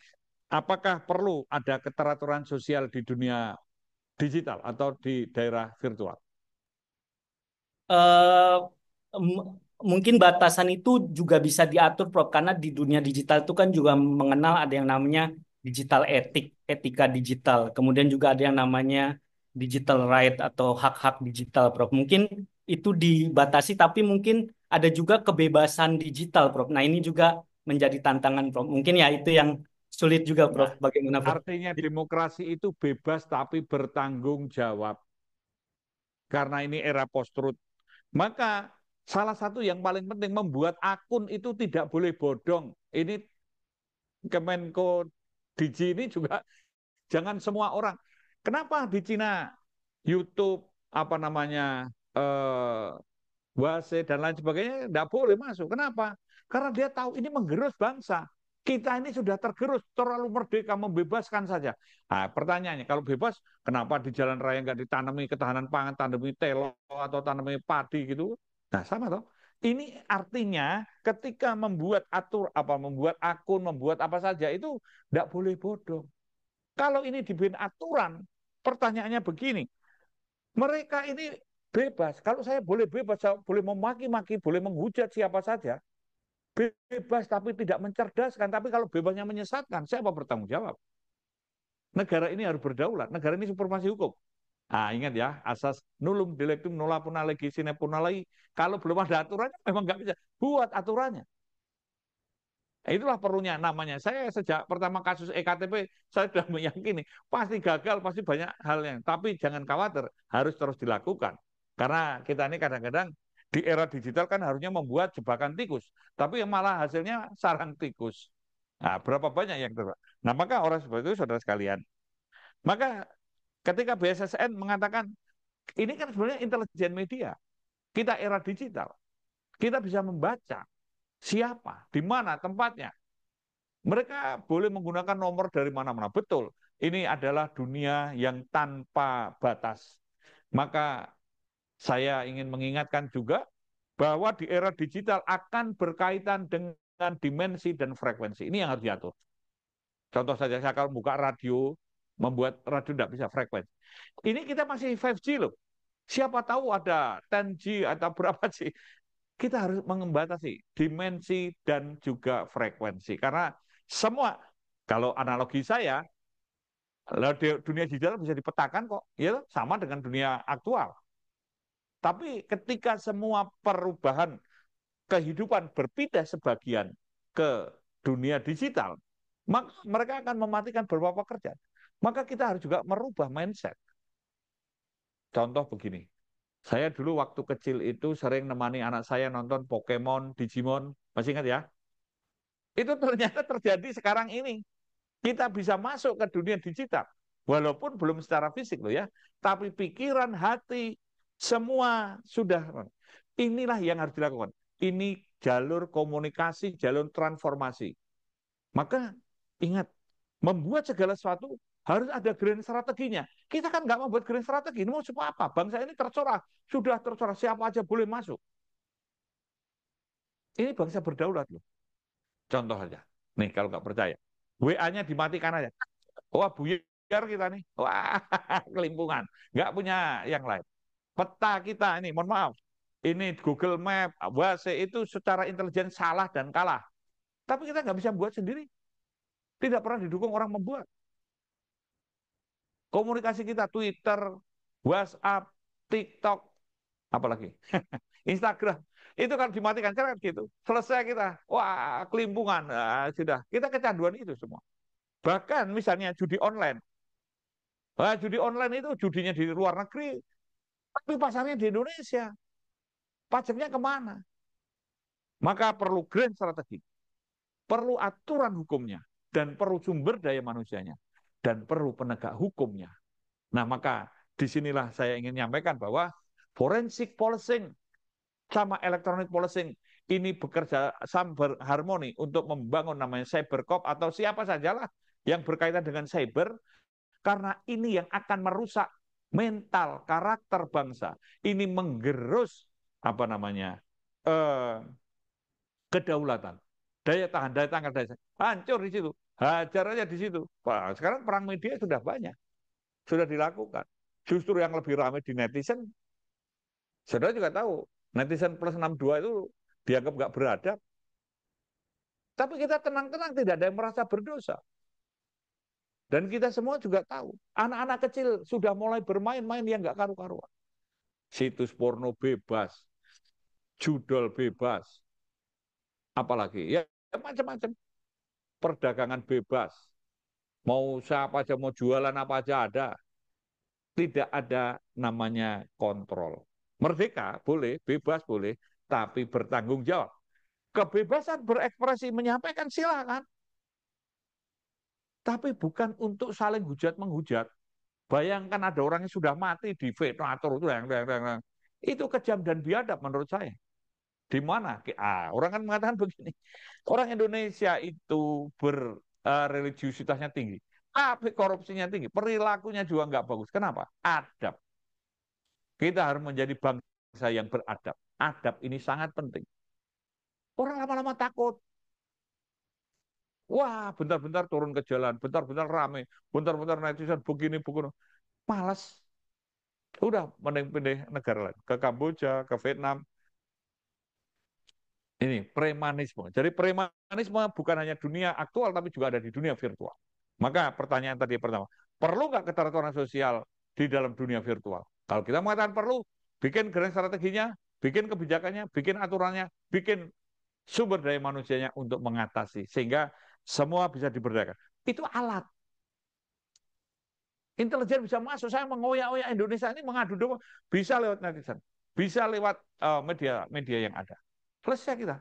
Nggak usah pakai bom. Tadi saya katakan intelijen media. Jepang merubah mindsetnya dengan kehalusan budi. Bagaimana Cina dengan table dance itu bisa merubah dan macam-macam. Ini dikuasai. Algoritma terbaca. Selesai kita. Oh ini. Saudara Andi ini kebiasaannya ke sana ke sini. Udah. Ketahuan semua. Dan nggak ada rahasia.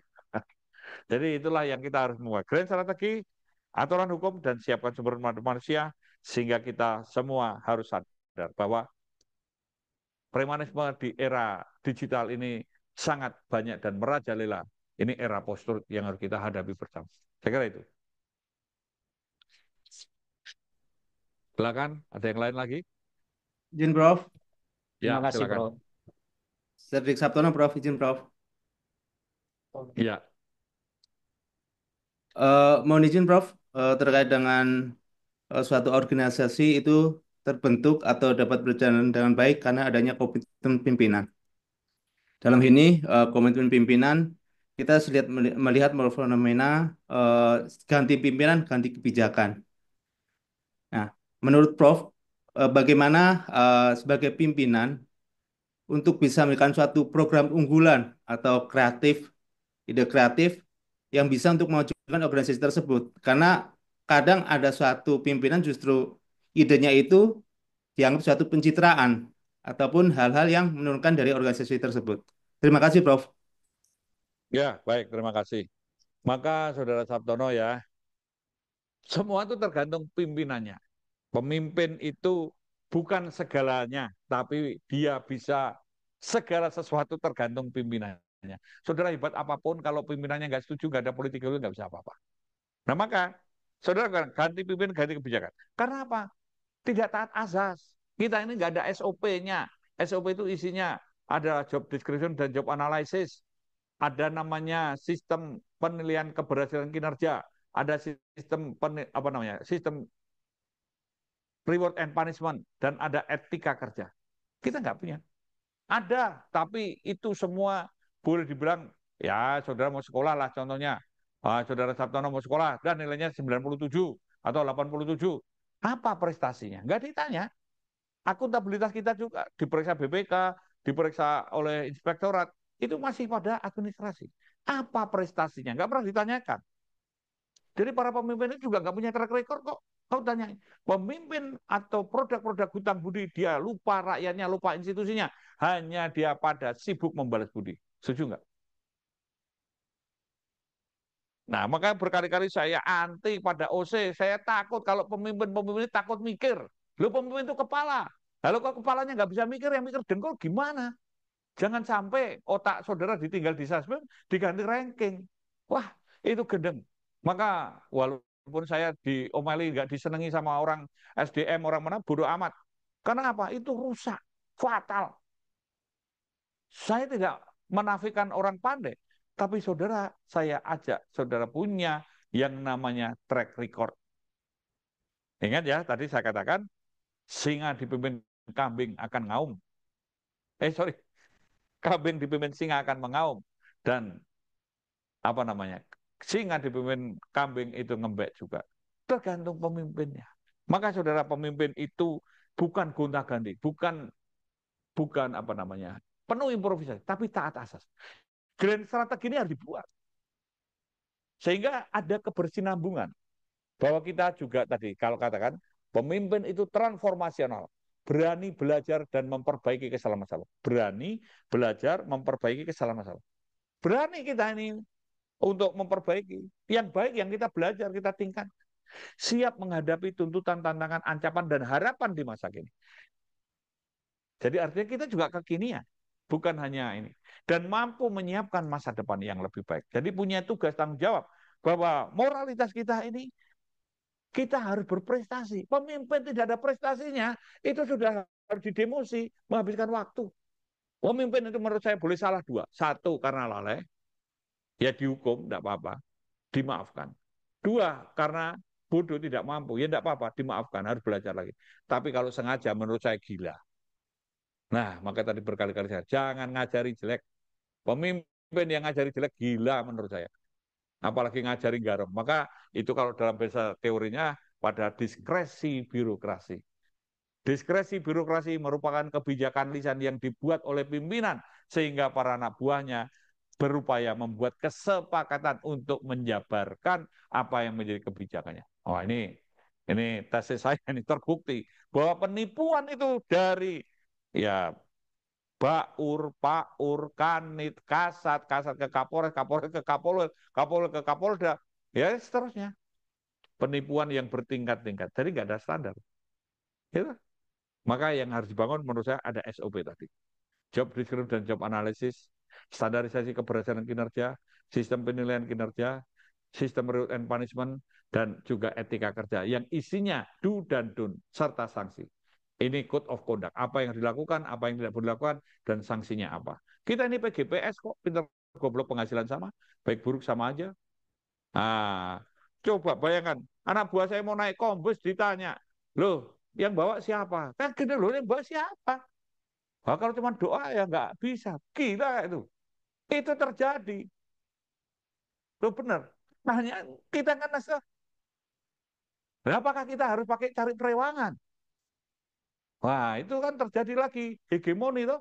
Asu gede menang kerai, harus cari anjing yang lebih besar sing iso jegok. Kita ini akhirnya ya cuma dijadikan hantu untuk nakut-nakuti. Belum mati aja sudah jadi hantu, matinya jadi babi ngepet kali. Edan itu.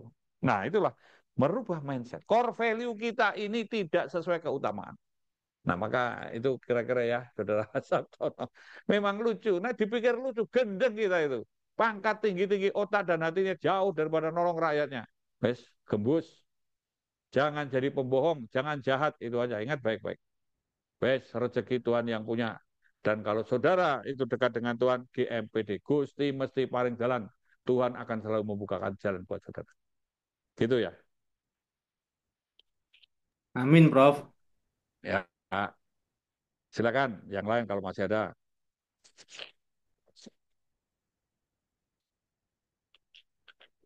Ya, kalau nggak ada, nggak apa-apa ya. Ini sambil ngabuburit, saya ngasih tugas. Nih, saudara kan dulu kalau jadi senior sama junior, cuman omon-omon lemah.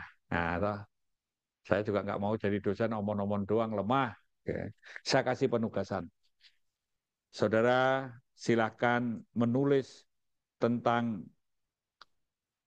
pemolisian atau model pemolisian di era digital dan di era kenormalan baru. Terserah pemikiran saudara apa. Boleh saudara jabarkan nanti kalau yang jaksa atau dari yang lain, dari TNI silahkan. Dengan kontak yang saudara punya. Bagaimana menghadapi era digital dan era kenormalan baru. Nanti fase lebaran tolong kirim ke saya. Tolong buat sendiri. Ini jangan tanya AI, jangan tanya OC. Ya bolehlah pakai AI, tapi dirubahlah dengan kalimat-kalimat saudara. Sehingga saudara mulai melatih berpikir. Ingat ya, kata René Descartes itu mengatakan begini, cogito ergo sum. Ketika saya berpikir, maka saya ada. Orang-orang itu ditakuti karena pikirannya. Karl Marx itu mati itu nggak sampai 12 orang yang antar ngubur, tapi pikirannya sampai sekarang masih ditakuti. Dan Tan Malaka mengatakan begini, suara saya di dalam kubur akan semakin lantang dibanding ketika saya masih hidup. Dan terbukti Madilog masih dibaca orang, masih berkembang. Nah, saya juga berpikir, saudara jangan sampai masih hidup, sudah calon pemimpin di masa depan, kalau nggak berani berpikir, ya lemah. Nah, pemimpin yang lemah, golongan wedus, gitu aja. Ya, gitu ya. Ketua kelas siapa? Kami ketua kelas, Prof. Serdik Oh Aidil. iya. Siap. Nanti saudara Aidil ya. Siap. Nanti teman-temannya diingatkan habis lebaran Siap. dikumpulkan. Siap. Ya. Nah, silakan. Saudara kan sudah orang dewasa, orang hebat-hebat semua. Siap. Tunjukkan kehebatannya. Tunjukkan saudara calon pemimpin di masa depan. Saya percaya saudara ini bukan wedus, saudara Senopati Ngalogo, nah, Saidin Panatogomo, Kalifatullah, dan memang layak menjadi Hanyokro Kusumo, layak menjadi kusuma bangsa. Baik, saya kira sekian. Mohon maaf kalau ada hal yang kurang berkenan. Saya akhiri.